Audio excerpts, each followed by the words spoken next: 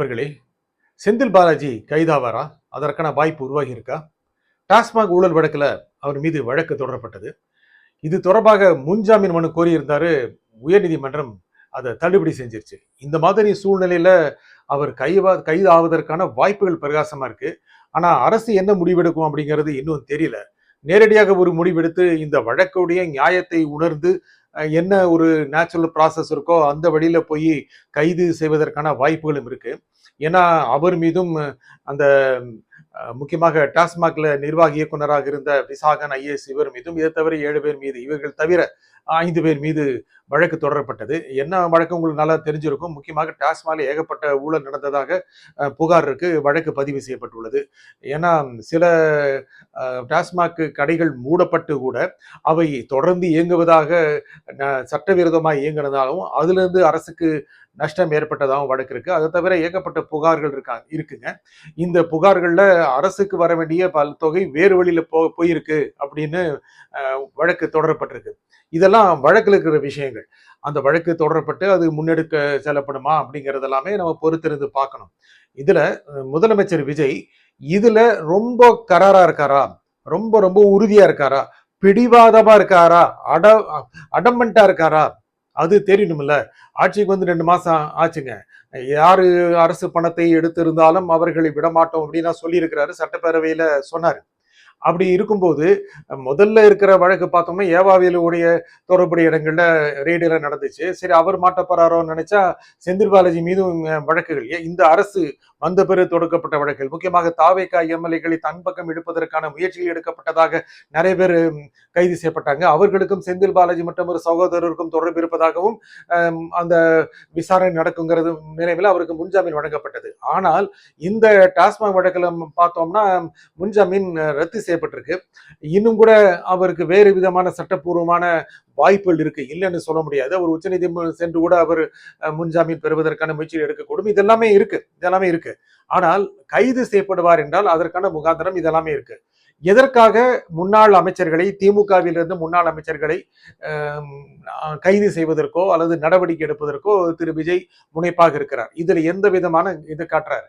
என்ன அப்படின்னா, மக்களை பொறுத்த வரைக்கும் அவர் நடவடிக்கை எடுப்பாரு, அவர் இந்த ஆட்சியில ரொம்ப கராரா இருப்பாரு, எப்படியும் ஒரு வகையில ஊழல்வாதிகளை சட்டத்தின் முன் நிறுத்துவார், இப்படிலாம் மக்கள் நினைக்கிறாங்க. ஏன்னா ஒரு தூய்மையான சக்தின்னு சொல்லியிருக்கிறாரு இல்லையா, அதை டிக்ளேர் பண்ணி தான் வர்றாங்க. இன்னைக்கு பல இடங்கள்ல போனோம் அப்படின்னா அரசு அலுவலகங்கள்ல லஞ்சம் இல்லை அப்படின்னு கேட்க முடியுது இல்லைன்னு சொல்லாதீங்க, வாய்ப்புகள் இருக்கு. இன்னும் கூட பல இடங்கள்ல இருக்கலாம், தெரிஞ்சோ தெரியாமலோ அப்படி மறைவாவோ நடக்கலாம், இல்லைன்னு சொல்ல முடியாது. அப்படியே வந்து 2 மாசத்துல 100% லஞ்சம் இல்லை அரசு அலுவலகம் சொல்ல முடியாது. ஆனால் வெளிப்படையாக பார்க்கும் பொழுது நீங்களோ நானோ ஒத்துக்க வேண்டிய நிலைமையில் இருக்கும். மறுக்க முடியுமா நீங்க? ஊடகத்துல எனக்கு ஒரு 37 ஆண்டுகளுக்கு மேல அனுபவங்க. 38வது ஆண்டுல நான் இருக்கேன். இது அந்த இத்தனை ஆண்டுகளுடைய பத்திரிகை தொழில நான் பார்த்தபோது பல விதமான ஆட்சிகள் திமுக மாறி மாறி வந்திருக்காங்க. அதுல இது வரைக்கும் லஞ்சம் அரசு அலுவலகங்கள் இல்ல அப்படின்னு கேள்விப்பட்டது இல்லை. நான் உண்மையை தான் சொல்லி ஆகணும். நம்ம எந்த கட்சிக்கும் ஆதரவோ எதிர்ப்போ கிடையாது, ஒரு நடுநிலையான பத்திரிகையாளர் சொல்றோம்.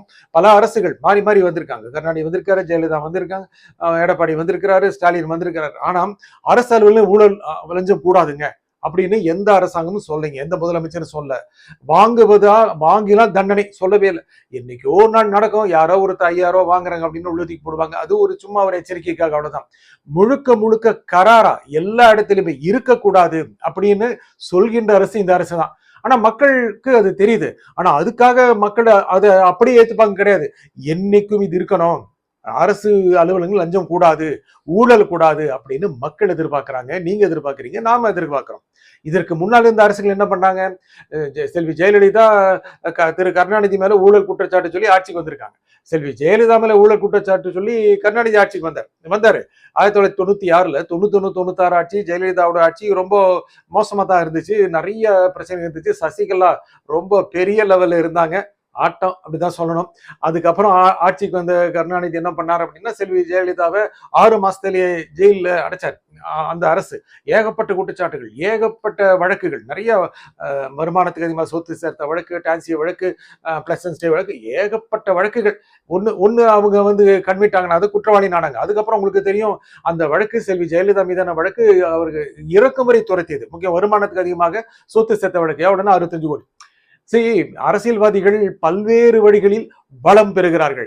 ஆனா வழக்குன்னு போகும் பார்த்தா ரொம்ப சின்ன தொகையா இருக்கும். இருந்தாலும் செல்வி ஜெயலலிதா துரத்து செல்ல என்ன காரணம் அப்படின்னா, அவருக்கு அந்த வழக்கு நல்லா எடுத்து நடத்தினாங்க. அப்படியே பாருங்க, திரு ஸ்டாலின் ஆட்சிக்கு வந்தாரு. ஆட்சிக்கு வர்றதுக்கு முன்னால திரு எடப்பாடி பழனிசாமியுடைய அரசு மீது ஏகப்பட்ட குற்றச்சாட்டுகள், ஆளுநர்கிட்ட போயெல்லாம் பெட்டி பெட்டியா புகார்கள் கொடுத்தாங்க.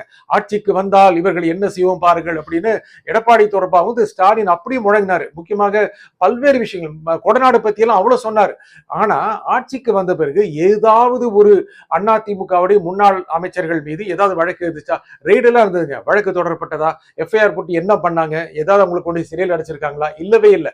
இது என்ன காரணம்? இப்போ என்ன சொல்றாங்க, தாவேகாவை வரப்படாம 2 கட்சிகளும் கூட்டு சேர்ந்து ஆட்சி வர நினைச்சாங்கல்ல, எடப்பாடி பழனிசாமி முதலமைச்சராக்குவதற்கு திமுக முயன்றதில்ல, எல்லாரும் சாட்சியா இருக்காங்கல்ல. என்ன சொல்றாரு RS பாரதி, திமுகவுடைய மூத்த தலைவர் பேட்டி கொடுக்கும் போது என்ன சொல்றாரு, அதிமுகவும் திமுகவும் கூட்டணி அமைச்சா என்னங்க தப்பு, நாங்க ஒன்றும் பகையாளிகள் கிடையாது, நாங்க பங்காளிகள் தான். எதுல பங்காளிகள்? இந்த இத்தனை வருஷம் ஆட்சி அதிகாரத்தை பங்கு போட்டது இல்லையா, அல்ல வேற எதுல பங்காளிகள்? வெளிப்படையா உண்மையை சொல்றாரோ நமக்கு தெரியல.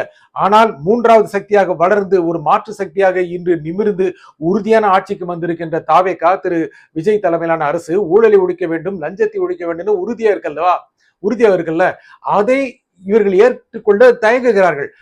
திமுக அதிமுக தெரிஞ்சிருச்சு, இன்னைக்கு ஆட்சிக்கு அவங்க வந்தாலும், எப்ப வருவாங்கன்னு தெரியாது, வந்தாலும் பழைய மாதிரி எல்லாம் இந்த பார்ட்டி ஃபண்டு அப்புறம் அந்த கமிஷன் இதெல்லாம் இருக்கக்கூடாது அப்படின்னு அவங்களுக்கு நல்லா தெரியுது.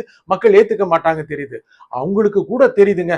ஆனா இந்த திமுகவுக்கு ஜால்ரா போடுறாங்களே, இந்த கம்யூனிஸ்ட்னு சொல்லிக்கிறவங்க, திராவிடன்னு சொல்லிக்கிறவங்க, பெரியாரிஸ்ட்னு சொல்லிக்கிறவங்க, அவங்களுக்கு தான் பொறுக்க மாட்டேங்குது. ஊழல் ஒழிஞ்சிருமா அப்படிங்கிறாங்க, ஒழியக்கூடாதுன்னு நினைக்கிறாங்க.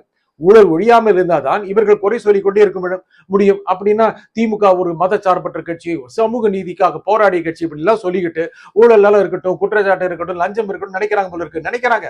எத்தனை பேர் இன்னும் கூட திமுக ஆட்சிக்கு வந்துடும் நினைச்சிட்டே இருக்காங்க. ஐயா, இன்னைக்கு நிலைமை என்ன? யாவர் ஆட்சிக்கு வந்தாலும் தூய்மையான ஆட்சி தருகிறார்களா? தாவேகாவா, திமுகவா, அதிமுகவா, இல்ல நாம் தமிழர் யாராலும் வந்துட்டோம், நேர்மையான ஆட்சி தருகிறார்களா? ஆனால் திரு விஜய் தருகிறார். இன்னைக்கு வரைக்கும் தரேன்னு நினைக்கிறார், அந்த முனைப்பு காட்டுறார். ஆனால் அவர் ஒருவேளை ஏதோ ஒரு வகையில் வழக்கு தொடுக்கப்பட்டவர்கள் சிறை சென்றால், செந்தில் பாலாஜிக்கு ஒருவேளை சிறை சாத்தியம் என்றால், ஒருவேளை கைது செய்யப்படும் நிலைமை வந்தால், அது அதிமுக பொறுத்த வரைக்கும் அவங்களுக்கு ஒரு பெரிய அளவுக்கு பாதிப்பு இப்போதைக்கு இல்லைங்க. ஏன்னா அங்கிருந்து ஒவ்வொருத்தரா தாவேகா போயிட்டு இருக்காங்க. திமுக பொறுத்த வரைக்கும் பெரிய ஆளுங்கள்லாம், பெரிய தலைங்கள்லாம் ஆஃப் ஆயிட்டாங்க, சைலண்ட் மோட்ல போயிட்டாங்க. நல்லா தெரியும், செந்தில் பாலாஜி அங்க ஆக்டிவ் பாலிடிக்ஸ்ல இல்லைங்க, இங்க வழக்கு தொடுக்கவே சரியா இருக்காரு. அதுக்கப்புறம் பெரிய பெரிய தலைகள் என்ன பண்றாங்க, சைலண்டா இருக்காங்க. தலைமைக்கு ரொம்ப கஷ்டமா இருக்கு. ஏன்பா நீங்க எல்லாம் என்ன சொல்லுவாங்க அரசியல் தலைவர்கள்லாம், நாங்கள் நீதிக்கு நின்று போராடுவோம், எங்கள் மீது அரசியல் பழிவாங்கும் நடவடிக்கை, நாங்கள் சட்டத்தை எதிர்கொள்வோம் அப்படின்லாம் சொன்னாலும் கூட அந்த ஹராஸ்மெண்ட்டுக்கெல்லாம் போக வர இருக்கிறது, இதெல்லாம் பெரிய கஷ்டம். திமுக உண்மையாவே சைலண்ட் மோட்ல போயிட்டு இருக்கு. ஆனா விஜய் எந்த அளவுக்கு முனைப்பெடுக்கிறாரு, எப்படி அவர்களை எல்லாம் சட்டத்தின் கொண்டு வராரு அப்படிங்கிற அடுத்த சில நாட்கள் தெரியும். நன்றி, வணக்கம்.